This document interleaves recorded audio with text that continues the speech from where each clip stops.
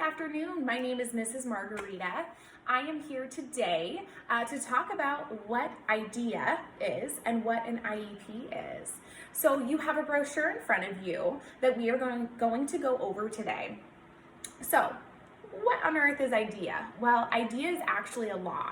It actually stands for Individuals with Disabilities Education Act.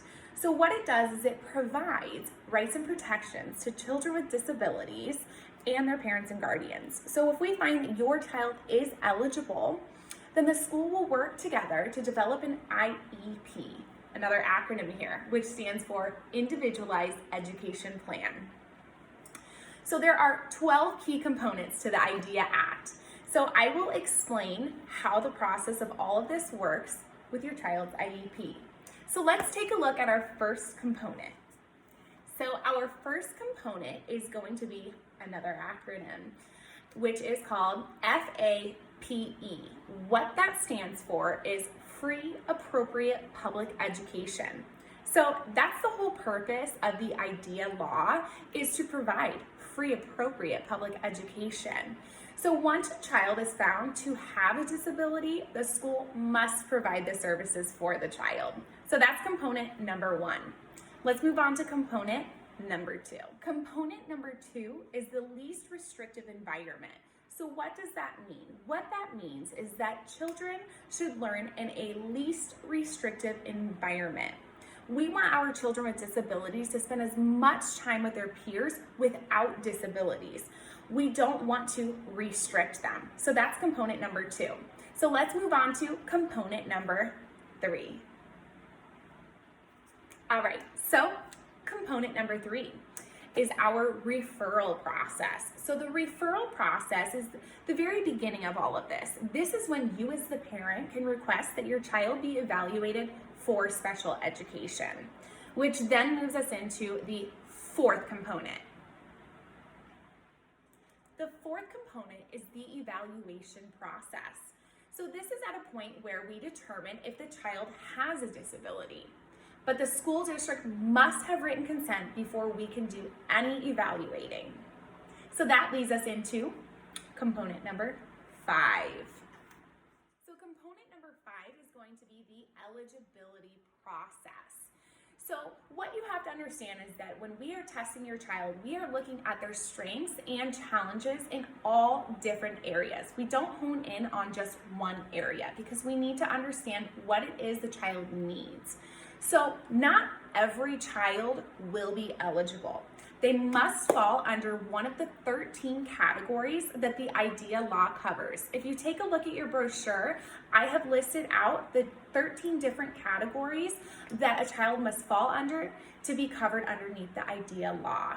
So that's going to move us into our sixth component. All right, so our sixth component is our IEP component, our Individualized Education Plan. So what that is your students, basically their blueprint for their special education experience. This IEP has two general purposes. The purpose is to establish annual measurable goals for your child specifically and services that will be provided for your child. So that leads us into component number 7. All right, component number 7, parent-student involvement. So under the IDEA law, under section 300.322, parent participation, it covers exactly what it means for parent involvement, what is expected. The schools need to make sure that they are ensuring that they are doing everything in their power to involve the parent in this process.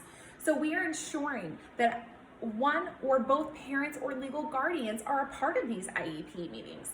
To go further into detail on the law itself, you can absolutely direct yourself to the United States Department of Education underneath the IDEA law, and you can read that in detail. So we are going to move on to component number 8. All right, component number 8 is called our quarterly progress monitoring.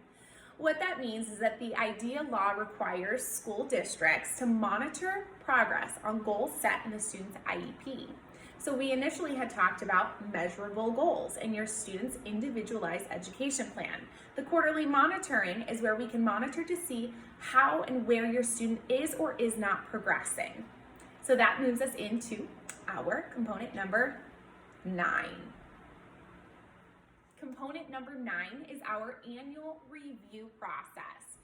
So this meeting is held by your IEP team at your school. The IEP team members will be there. They will introduce themselves, what their role is, and this is also an opportunity for both the team members as well as parents or guardians to talk about information about the child, talk about the upcoming school year, and discuss any anticipated needs that need to be addressed for this upcoming school year. So that leads us into component number 10. All right, component number 10 is called our procedural safeguards. These are included in federal regulations for the IDEA law because it protects parents and children's rights with disabilities. So these safeguards are in place to protect you and your student. So now that's going to lead us into component number 11. All right, component number 11 is the prior written notice.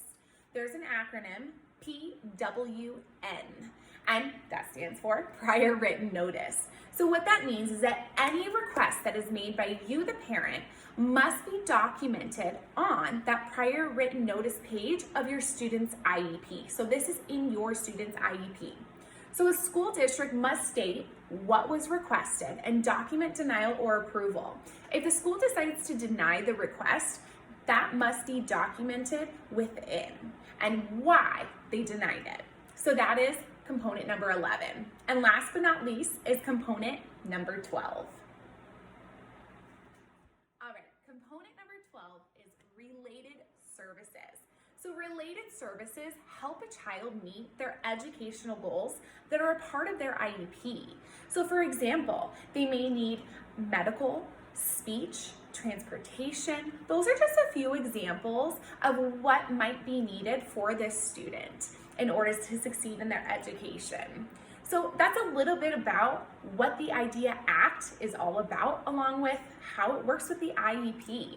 If you have any more questions, please feel free to email me, reach out to me, or also I strongly advise that you take some time to take a look at the law itself. You can actually go on to the United States Department of Education for more information and go directly to the IDEA law. So I hope that helped you guys understand the components of the IDEA law and how it works with your student's IEP. I hope you guys have a great day.